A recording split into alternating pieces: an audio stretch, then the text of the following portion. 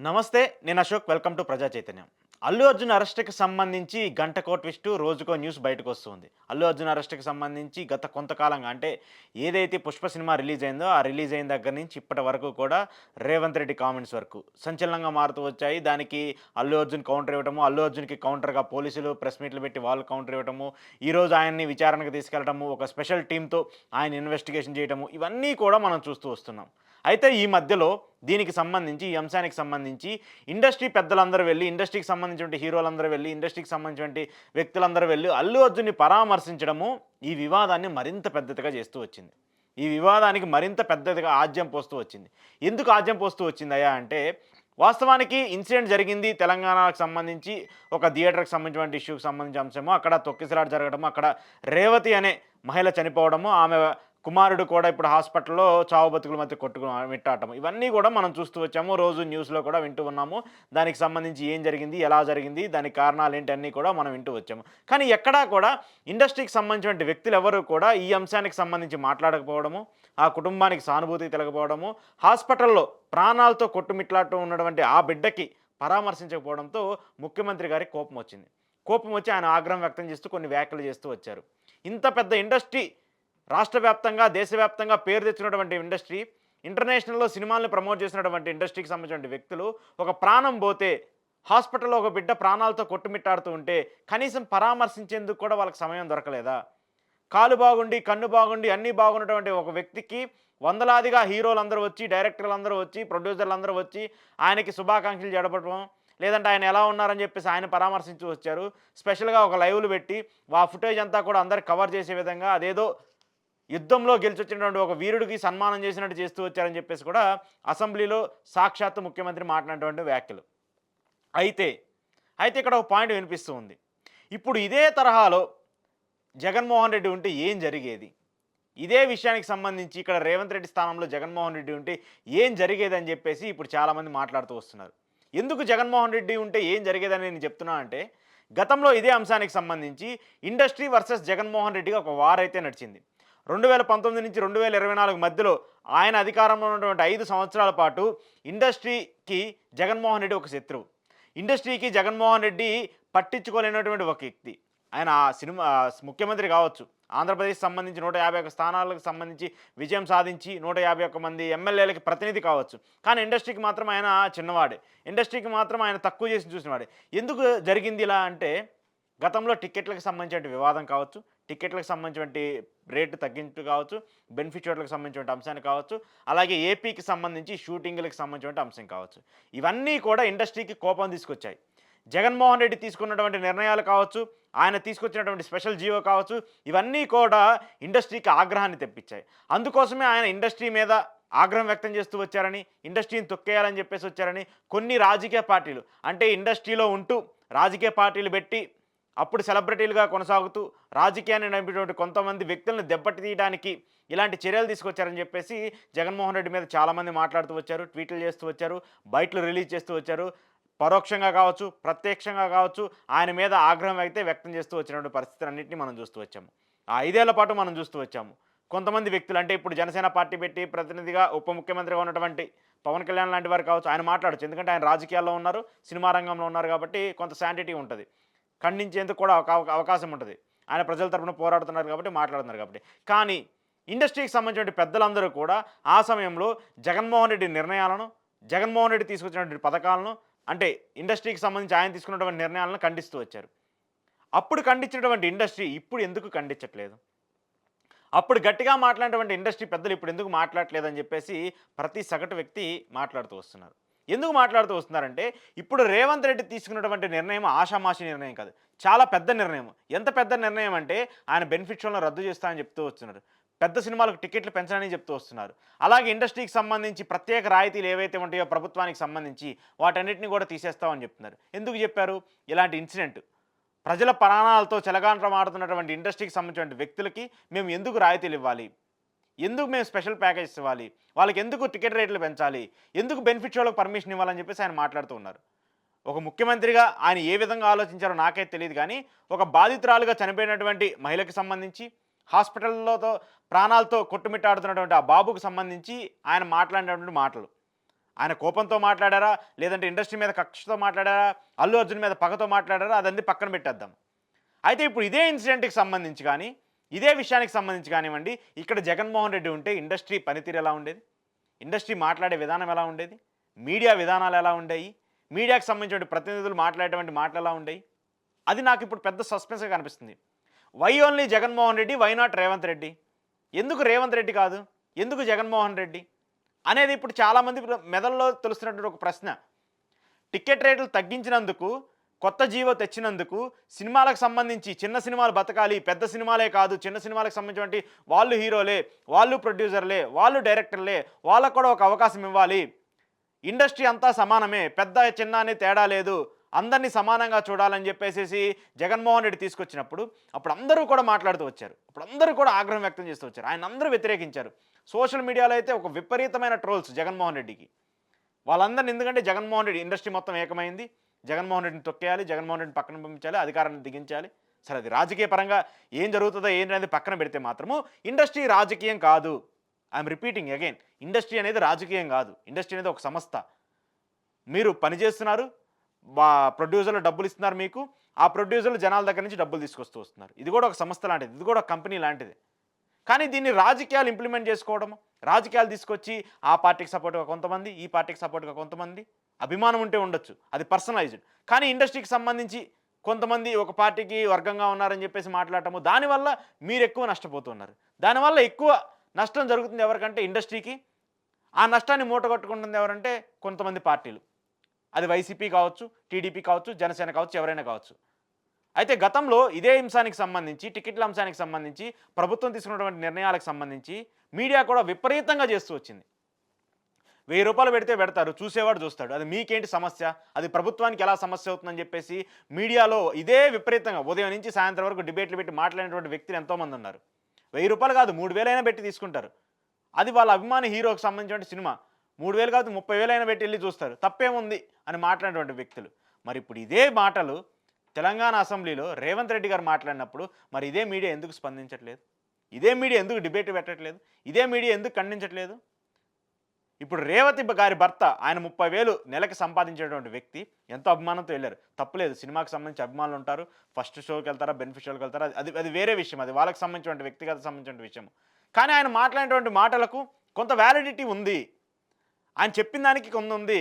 పోలీసులు పర్మిషన్ ఇచ్చారా, అల్లు అర్జున్ పర్మిషన్ తీసుకున్నారా, సంధ్యా థియేటర్ వాళ్ళు పర్మిషన్ తీసుకున్నారా అనేది పక్కన పెట్టేసేద్దాం. కానీ ఇక్కడ మెయిన్ పాయింట్ మనం చూడాల్సింది అంటే ఇండస్ట్రీకి సంబంధించిన పనితీరు ఎలా ఉంటుంది, ప్రభుత్వాలు చేసినటువంటి సహకారాలు ఎంత ఉన్నాయి, గత ప్రభుత్వాలు చేసినటువంటి పనితీరులు ఎలా ఉన్నాయి, ఇప్పుడు ప్రభుత్వాలు ఎలా చేస్తున్నాయి, ఇవి కదా మనం చూడాల్సింది. అంటే అప్పుడు ఉన్నప్పుడేమో మీకు నచ్చితేనేమో నచ్చినట్టు, నచ్చకపోతేనేమో మీరు వ్యతిరేకించి మాట్లాడుతున్నారు. కానీ ఇప్పుడు మాత్రము నచ్చినా నచ్చకపోయినా కూడా సైలెంట్గా ఉంటారు. ఎందుకంటే ప్రశ్నించే తత్వం ఇప్పుడు లేదు మనకి. ప్రశ్నించే తత్వం అప్పుడుంది, కానీ ఇప్పుడు లేదు. ఇప్పుడు ఎందుకు లేదా అంటే వీఆర్ స్టేయింగ్ ఇన్ హైదరాబాద్. ఇప్పుడు ఎందుకు లేదైతే మనం హైదరాబాద్లో ఉంటున్నాం. ఇక్కడ రాష్ట్రానికి సంబంధించి మన ప్రాజెక్ట్స్ కావచ్చు, సినిమాలకు సంబంధించి కావచ్చు, స్టూడియోలు కావచ్చు, బిజినెస్లు కావచ్చు, అన్నీ ఇక్కడే ఉన్నాయి.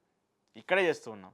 మరి ఇక్కడే ఉండి ఇక్కడే మనం ఇంత స్టేక్ ఇస్తూ, జీఎస్టీలు కడుతూ, పన్నులు కడుతూ, మనం సంపాదించిన దాంట్లో రూపాయో, ₹10 ప్రభుత్వానికి మనం ఇస్తూ ఉన్నప్పుడు ఆ ప్రభుత్వమే మన మీద మీరు చేసింది తప్పు, మీకు ఈ రాయితీలన్నీ ఇవ్వము, బెనిఫిట్ షోలకు ఇవ్వము, పర్మిషన్స్ ఇవ్వము, సినిమా రేట్లు పెంచడం పర్మిషన్ ఇవ్వమని చెప్పేసి ఇంకా సైలెంట్ ఉన్నారే. మరి ఎటువంటి కాంట్రిబ్యూషన్ లేకుండా మరి ఏపీ ప్రభుత్వం ఆ రోజు టికెట్ల రేట్లకు సంబంధించి ఒక స్పెషల్ జీవోని తీసుకొచ్చి మీరు 100 కోట్లు పెట్టి సినిమా తీయండి, దాంట్లో 20% ఆంధ్రప్రదేశ్లో షూటింగ్ చేయండి. ఎందుకు షూటింగ్ చేయమన్నారు? ఆంధ్రప్రదేశ్లో మీకు 60 to 70% స్టేక్ వస్తుంది సినిమాలకు సంబంధించి. మీరు 1000 కోట్ల కలెక్షన్స్ ఏవైతే చూపిస్తూ వస్తున్నారో ఆ 1000 కోట్లకు సంబంధించి కొన్ని 100 కోట్ల ఏపీ నుంచి కాంట్రిబ్యూషన్ జరుగుతుంది.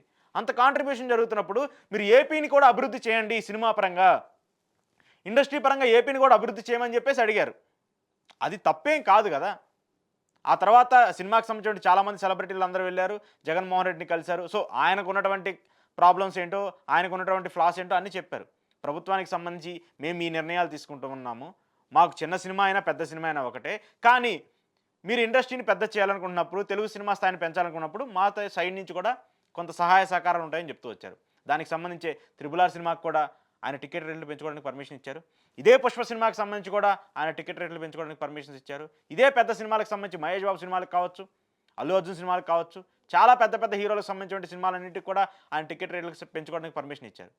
మీరు ఏదైతే 1000 కోట్లు 2000 కోట్లు సంపాదించింది ఈ సినిమా, పుష్ప సినిమా 1500 కోట్లు సంపాదించింది, త్రిబుల్ ఆర్ సినిమా 1000 కోట్లు సంపాదించింది, ఆ నెంబరింగ్ ఏదైతే ఉందో ఆ నెంబరింగ్లో కూడా ఏపీ కాంట్రిబ్యూషన్ చాలా ఉంది. మెజారిటీ కాంట్రిబ్యూషన్ ఏపీ నుంచే ఉంది. మరి అప్పుడు ఎందుకు మాట్లాడినటువంటి ఇండస్ట్రీ పెద్దలు, ఇప్పుడు ఎందుకు మాట్లాడిన ఇండస్ట్రీ పెద్దలు, ఆ సమయంలో ఖండించినటువంటి ఇండస్ట్రీ పెద్దలు ఇప్పుడు ఎందుకు ఖండించట్లేదు అనేది ఇక్కడ పాయింట్. ఇక్కడ ప్రతి వ్యక్తి మాట్లాడుతున్నారు. ఎందుకు జగన్మోహన్ రెడ్డి ఉన్నప్పుడు మాత్రమే ఇండస్ట్రీ ఇంత వైలెంట్గా, ఇంత వైబ్రెంట్గా, ఇంత సీరియస్గా ఎలిగేషన్స్ చేసి, ఇంత సీరియస్గా మాట్లాడి, ఇంత సీరియస్గా క్వశ్చన్ చేసినటువంటి ఇండస్ట్రీ ఇప్పుడు ఎందుకు మాట్లాడలేదని చెప్పేసి చాలామంది వైసీపీకి సంబంధించిన వాళ్ళు కావచ్చు, సినిమాని అభిమానించే వాళ్ళు కావచ్చు మాట్లాడుతూ వస్తున్నటువంటి మాట. 1200 1300 థియేటర్లు ఉన్నాయి ఆంధ్రప్రదేశ్లో.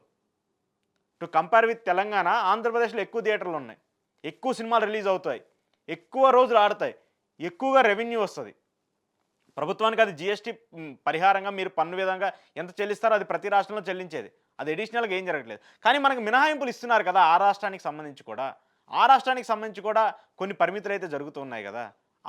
అది కూడా ఆలోచించలేదా ఇండస్ట్రీ పెద్దలు అనేది ఇప్పుడు ప్రతి ఒక్కరు ఆలోచిస్తున్నటువంటి మాట. కొంతమంది ఎక్కువగా మాట్లాడుతుంది ఏంటంటే, ఎందుకు అంత గట్టిగా అప్పుడు మాట్లాడినటువంటి ఇండస్ట్రీ పెద్దలు కావచ్చు, అప్పుడు మాట్లాడినటువంటి ఇండస్ట్రీకి సంబంధించిన వ్యక్తులు కావచ్చు, ఇప్పుడు ఎందుకు మాట్లాడలేకపోతున్నారు?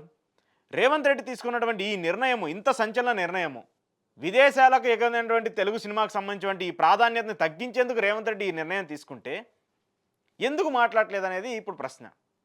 జగన్మోహన్ రెడ్డి 20 రూపాయలు 50 రూపాయలు టికెట్ రేట్లు తగ్గిస్తానని చెప్తే అంత ఆగ్రహం వ్యక్తం చేస్తూ వచ్చారే, ఇక్కడ అసలు పూర్తిగా రద్దు చేస్తానంటేనే సైలెన్స్ ఎందుకు? ఇది ప్రతి ఒక్కరి మెదడులో ఒక ప్రశ్న అయితే తలెత్తు ఉంది. దీన్ని ఖచ్చితంగా అందరూ సమాధానం చెప్పాలి. ఇప్పుడైనా ఇండస్ట్రీ వాళ్ళకి సంబంధించి అందరూ మాట్లాడాలి.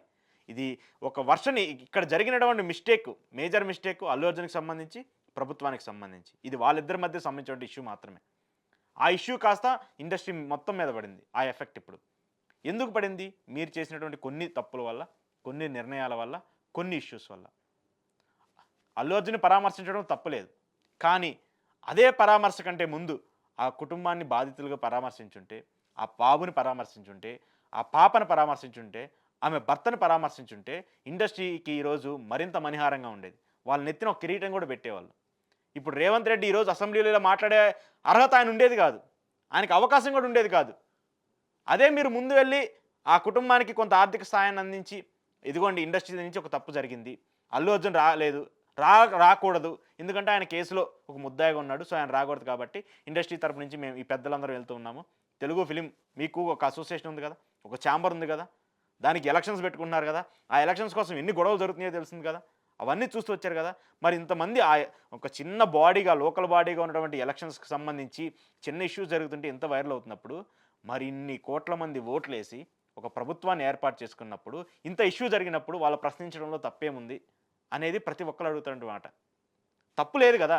మరి ఇంతమంది ఎమ్మెల్యేలు, ఇంత ప్రజాస్వామ్యబద్ధంగా ఎన్నుకున్నటువంటి లీడర్లు, వాళ్ళ ప్రభుత్వంలో ఒక మహిళ చనిపోతే, ఒక బాబు ప్రాణాలతో కొట్టుమిట్లాడుతుంటే వాళ్ళు ప్రశ్నించడంలో తప్పేముంది?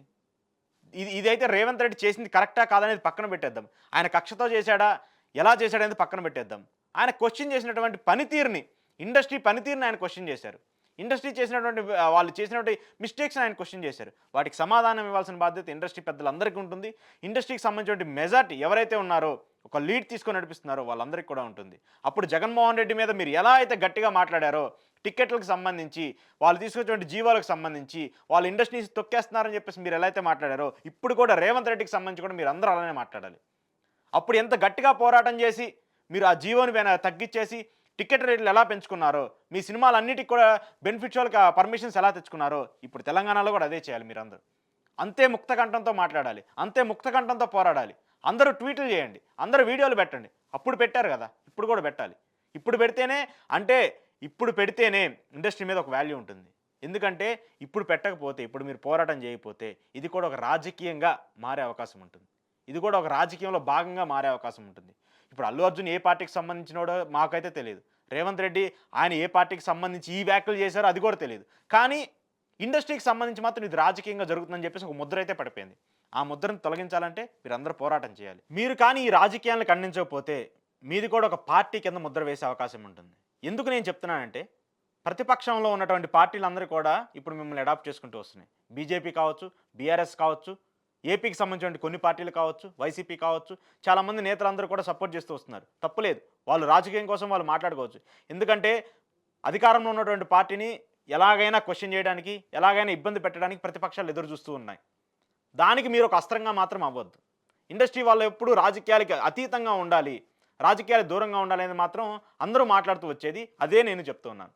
మీరు కానీ ప్రశ్నించకుండా ఇలానే రాజకీయ పార్టీలు అర్జున్ మంచివాడు, కక్ష తీర్చుకోవడానికి రేవంత్ రెడ్డి ఇలా చేస్తున్నాడు అని బీఆర్ఎస్ పార్టీ మాట్లాడటము, బీజేపీ వాళ్ళు మాట్లాడటము, వైసీపీ వాళ్ళు మాట్లాడటము, లేదంటే ఇంకో పార్టీ మాట్లాడటము, వీళ్ళందరూ మాట్లాడుతూ వస్తున్నారు. ఇవన్నీ పెరుగుతూ వెళ్ళిపోతే మాత్రము ఎలా అయిపోయిందంటే ఇది ఒక రాజకీయంగా అయిపోయింది. రాజకీయంగా అయిపోయి మిమ్మల్ని మీరు ముంచేసుకున్నటువంటి పరిస్థితికి వస్తుంది. ఎందుకంటే తెలుగు రాష్ట్రాల్లో రాజకీయాలు ఎంత ప్రభావితం చేస్తాయో కూడా మీ అందరికీ తెలుసు. ఇండస్ట్రీకి సంబంధించిన చాలామంది వ్యక్తులు, చాలామంది పెద్ద పెద్ద స్టార్స్ రాజకీయాల్లోకి వచ్చి వాటిలో నెగ్గలేక ఎన్నో అవమానాలు పడి, ఎన్నో బాధలు పడి బయటకు వచ్చేసి మళ్ళీ సినిమాలు తీసుకున్న వ్యక్తులు చాలామంది ఉన్నారు. మీరు ఇలా పోరాటం చేయకుండా సైలెంట్గా ఉంటూ ఇది గొడవ అల్లు అర్జున్కి రేవంత్ రెడ్డికి మధ్య, లేదంటే తెలంగాణ ప్రభుత్వానికి పోలీసులకు సంబంధించి అల్లు అర్జున్కి మధ్య అనుకొని సైలెంట్ ఉన్నారంటే మాత్రము మీరందరూ కూడా ఇబ్బంది పడే అవకాశం ఉంటుంది. ఇదే పరిణామాలు రాబోయే రోజులు, ఇప్పుడు రేవంత్ రెడ్డి ఉంటాడా లేదా పక్కన పెట్టండి, 5 ఏళ్ళు మాత్రం ఇక్కడ గవర్నమెంట్ మారిపోద్ది. ఏపీలో గవర్నమెంట్ మారచ్చు, మారకపోవచ్చు. కేంద్రంలో ఎక్కడ ఎవరైతే ఎవరూ శాశ్వతం కాదు, ఏ ప్రభుత్వాలు శాశ్వతం కాదు. కానీ మీరు ఇలాంటి పనితీరునే కొనసాగిస్తూ మాత్రము మిమ్మల్ని కూడా ఒక పార్టీ కిందో, ఒక ప్రభుత్వాల కింద ముద్ర వేసేసే అవకాశం ఉంటుంది. కాబట్టి ఇప్పటికైనా ఇండస్ట్రీ పెద్దలు మారి ఈ ఇష్యూ మీద కన్సిడర్ చేసి, అప్పుడు మీరు ఎంత గట్టిగా అయితే పోరాటం చేశారో ఇప్పుడు కూడా అంత గట్టిగా పోరాటం చేయండి. దీనికి సంబంధించి సినిమా అభిమానులు అందరూ కూడా మీకు మద్దతుగా ఉన్నారు. సినిమా అభిమానులు అందరూ కూడా మీకు ఆదరిస్తూ ఉన్నారు. ఇన్నిన్ని వేల కోట్ల సినిమాలకు సంబంధించి వీళ్ళు ఇక్కడ రెవెన్యూస్ ఇస్తున్నప్పుడు వాళ్ళ కోసం మీరు చేయాలి. మీ ఫ్యాన్స్ మీరు ఏదైతే అని చెప్తున్నారో, మా ఫ్యాన్స్ మా ఆర్మీ అని చెప్తున్నారో ఆ ఆర్మీ కోసం మీరు మాట్లాడాలి.